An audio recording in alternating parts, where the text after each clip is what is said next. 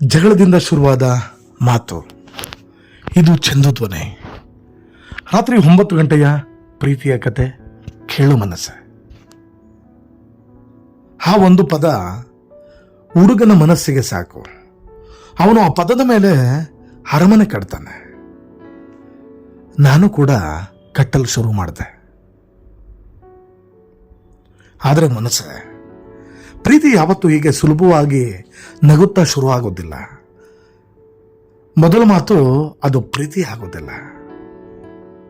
ಅದು ಜಗಳವಾಗೇ ಇರುತ್ತೆ. ಮತ್ತು ಜಗಳದಿಂದ ಶುರುವಾದ ಪ್ರೀತಿ ಅದೇ ಹೆಚ್ಚು ಸುಡೋದು. ಪ್ರೀತಿ ನಮ್ಮನ್ನ ಎತ್ತೋದಿಲ್ಲ ಮನಸ್ಸೆ. ಮೊದಲು ನೆಲಕ್ಕೆರೆಸುತ್ತೆ, ನಂತರ ನಮ್ಮನ್ನೇ ಪರೀಕ್ಷೆ ಮಾಡುತ್ತೆ. ಕೆಲ ಸಂಬಂಧಗಳು ಕ್ಷಮೆಯೊಂದಿಗೆ ಶುರುವಾಗುತ್ತೆ ಮನಸ್ಸೆ. ಆದರೆ ಮುಂದೆ ಅದೇ ಕ್ಷಮೆ ಕೇಳೋ ದಿನ ಬಂದೇ ಬರ್ಬೋದು. ನೆನ್ನೆ ಹೇಳಿದ್ನಲ್ಲ, ಅವಳು ನನ್ನ ಬದುಕಿಗೆ ಬಂದ ದಿನ ಅದು ತುಂಬಾ ಸುಂದರವಾಗಿತ್ತು. ಆದರೆ ಸುಂದರವಾದವುಗಳು ಯಾವತ್ತೂ ಸುಲಭ ಆಗಿರೋದಿಲ್ಲ. 3ನೇ ದಿನ ಕಾಲೇಜ್ ಕಾರಿಡಾರ್. ಅವಳು ಸ್ನೇಹಿತರ ಜೊತೆ ಬರ್ತಿದ್ಲು. ನನ್ನ ಗ್ಯಾಂಗ್ ಜೊತೆ ನಾನು ನಿಂತಿದ್ದೆ. ಆ ಜೊತೆಲ್ಲೇ ಮುಖಾಮುಖಿ ಹೋಗ್ಬೇಕಾದಂಥ ಸನ್ನಿವೇಶ. ಒಂದು ಸಣ್ಣ ಗುದ್ದಾಟ. ಅವಳ ಕೈಯಲ್ಲಿದ್ದ ಫೈಲ್ ನೆಲಕ್ಕೆ ಬಿತ್ತು. ನಾನು ತಕ್ಷಣ ಎತ್ಕೊಡೋಕೆ ಹೋದೆ. ಅವಳು ಕಣ್ಣೆತ್ತಿ ನೋಡಿದ್ಲು. ಕಾಣಿಸಲ್ವಾ ಅಂತ ಜೋರಾಗಿ ಅಂದ್ಲು. ಆ ಒಂದು ಮಾತಿನ ದಾಟಿ ನನಗೆಲ್ಲೋ ಒಂದ್ ಕಡೆ ಹ್ಯೂಗವನ್ನು ಹರ್ಟ್ ಮಾಡಿಬಿಡ್ತು. ನಾನು ಸುಮ್ಮನೆ ಇರಲಿಲ್ಲ. ನಾನು ನೋಡ್ತಾ ಇದ್ದೀನಿ, ನೀವೇ ನೋಡ್ಕೊಳ್ಳಿ ಅಂದೆ. ಆ ಕ್ಷಣದಲ್ಲಿ ಜೊತೆಲಿದ್ದ ಆ ಸ್ನೇಹಿತರ ಗುಂಪು ಸುಮ್ಮನೆ ನಗ್ತಾ ಇದ್ರು. ಒಂದು ಮುಗುಳ್ನಗೆ ಥರದಲ್ಲಿ ನಗ್ತಿದ್ರು. ಆದರೆ ಅವಳಿಗೆ ಮಾತ್ರ ಅದೇನೋ ಕೋಪ. ಅವಳು ಇನ್ನಷ್ಟು ಕೋಪದಿಂದ, ಫಸ್ಟ್ ಡೇಯಿಂದ ನೋಡ್ತಾ ಇದ್ದೀರಾ, ಹೀಗೆ ತೋರಿಸ್ಕೊಳ್ಬೇಡಿ ಅಂತ ಅಂದ್ಬಿಟ್ಲು. ಅವಳು ಗಮನಿಸಿರ್ಲಿಲ್ಲ ಅಂತ ನಾನು ಅನ್ಕೊಂಡಿದ್ದೆ. ಆದರೆ ಅವಳು ನಿರಂತರವಾಗಿ ಗಮನಿಸ್ತಿದ್ಲು. ಹುಡುಗಿರು ಗಮನಿಸಲ್ಲ ಅಂತ ಹುಡುಗರು ಭಾವಿಸ್ತಾರೆ ಮನಸ್ಸೆ.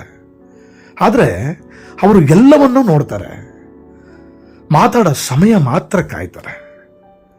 ನನಗೆ ಎಲ್ಲೋ ಒಂದ್ ಕಡೆ ಅಸಹನೆ ಆಯಿತು. ನೀವು ದೊಡ್ಡವರು ಅಂತೆ ಬಿಹೇವ್ ಮಾಡಬೇಡಿ ಅಂದೆ. ಅವಳು ಹತ್ತಿರ ಬಂದು ನಿಧಾನವಾಗಿ ಹೇಳಿದ್ಲು, ಸೆಲ್ಫ್ ರೆಸ್ಪೆಕ್ಟ್ ಅಂದ್ರೆ ಗೊತ್ತಾ ನಿಮಗೆ? ಆ ಕ್ಷಣದಲ್ಲಿ ಅವಳ ಕಣ್ಣು ನನ್ನ ಹತ್ತಿರ ಬಂತು. ಆ ಕಣ್ಣನ್ನೇ ನೋಡಿದೆ ನಾನು. ಆ ಕಣ್ಣಲ್ಲಿ ಖಂಡಿತ ಕೋಪ ಕಾಣಲಿಲ್ಲ, ತುಂಬಾನೇ ಗೌರವ ಕಾಣಿಸ್ತಿತ್ತು. ಆ ದಿನ ಮೊದಲ ಬಾರಿಗೆ ನಾನು ಅವಳನ್ನ ಸುಂದರ ಅಂತಲ್ಲ, ಬಲಿಷ್ಠ ಅಂತ ನೋಡಿದೆ. ಜಗಳ ಅಲ್ಲಿಗೆ ಮುಗಿಲಿಲ್ಲ. ಮತ್ತೆ ಸಂಜೆ ಲೈಬ್ರರಿ. ನಾನು ಪುಸ್ತಕ ತೆಗೆದುಕೊಳ್ಬೇಕು ಅಂತ ಲೈಬ್ರರಿ ಕಡೆ ಹೋಗ್ತಿದ್ದೆ. ನಾನು ಯಾವ ಪುಸ್ತಕ ತೆಗೆದುಕೊಳ್ಬೇಕು ಅಂದ್ಕೊಂಡಿದ್ನೋ ಅದೇ ಪುಸ್ತಕ ಅವಳ ಕೈಯಲ್ಲಿ.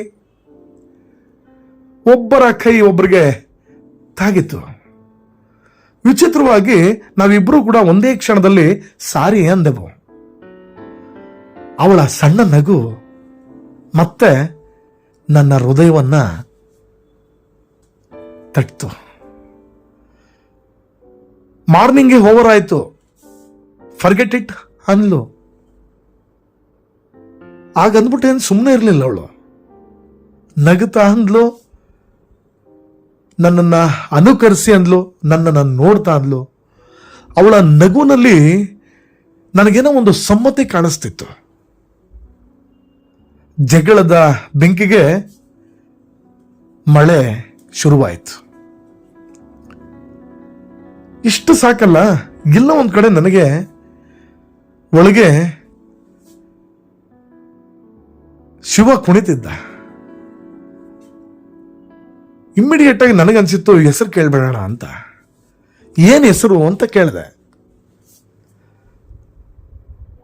ಸ್ವಲ್ಪ ಕ್ಷಣ ಯೋಚನೆ ಮಾಡಿ ಅವಳು ಒಗಟಾಗಿ ಅವಳ ಹೆಸರನ್ನ ಹೇಳಿದ್ಲು. ಹೇಗಂತೀರ? ಅದನ್ನ ಬರ್ದಾಗ್ಲೇ ಎಲ್ಲರೂ ಕವಿ ಆಗೋದು ಅದೇ ನನ್ನ ಹೆಸರು ಅಂದ್ಲು. ಅರೆ ಇದೆಂತದಪ್ಪ, ನಾವು ಅಂತ ಕಾವ್ಯ ಕವನ ಗೊತ್ತಿಲ್ಲದೆ ಇರುವಂಥ ವಯಸ್ಸು.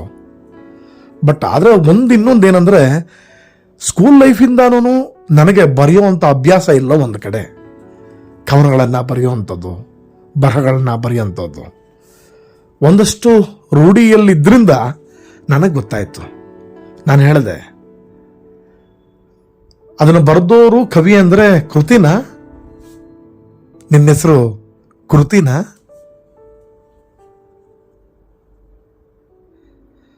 ಹಬ್ಬ, ಏನೋ ಆ ಕ್ಷಣದಲ್ಲಿ ಹೃದಯಕ್ಕೆ ಯುಗಾದಿ ಹಬ್ಬ ಶುರುವಾಗಿ ಹೋಳಿಗೆ ತಿಂದ ಹಾಗೆ. ಆ ಹೆಸರನ್ನ ಹೇಳಿದ ಕ್ಷಣ ನನ್ನೊಳಗೆ ಏನೋ ಒಂದು ಸೆಟಲ್ ಆಯಿತು. ಜಗಳದಿಂದ ಶುರುವಾದ ಮಾತು ಅದೇ ಮೊದಲ ಕನೆಕ್ಷನ್ ಆಯಿತು. ಮನಸ್ಸೆ, ಪ್ರೀತಿ ಯಾವತ್ತೂ ಹಾಯ್ ಅಂತಲೇ ಶುರುವಾಗೋದಿಲ್ಲ. ಕೆಲವೊಮ್ಮೆ ಏನು ಪ್ರಾಬ್ಲಮ್ಮು ಅಂತಲೂ ಶುರುವಾಗತ್ತೆ. ಆ ದಿನ ನಾವು ಎನಿಮೀಸ್ ಅಲ್ಲ, ಫ್ರೆಂಡ್ಸ್ ಕೂಡ ಅಲ್ಲ. ಆದರೆ ಇಬ್ಬರಿಗೂ ಗೊತ್ತಿತ್ತು ಇದ್ಯಾಕೋ ಇಲ್ಲಿಗೆ ಮುಗಿಯೋದಿಲ್ಲ ಅಂತ. ನಾಳೆ ರಾತ್ರಿ 9ಕ್ಕೆ ಭೇಟಿಯಾಗೋಣ. ನಮ್ಮ ಮೊದಲ ಲಾಂಗ್ ಕನ್ವರ್ಸೇಷನ್ ಏನು? ಅದು ಫ್ರೆಂಡ್ಶಿಪ್ ಆಗಿತ್ತಾ ಅಥವಾ ಅದರೊಳಗೆ ಪ್ರೀತಿ ಮಳೆತು ಬಿಟ್ಟುತ್ತಾ? ಇದು ಚಂದು ಧ್ವನಿ ಪಾಡ್ಕಾಸ್ಟ್. ಪ್ರಸ್ತುತ ನಮಸ್ಕಾರ.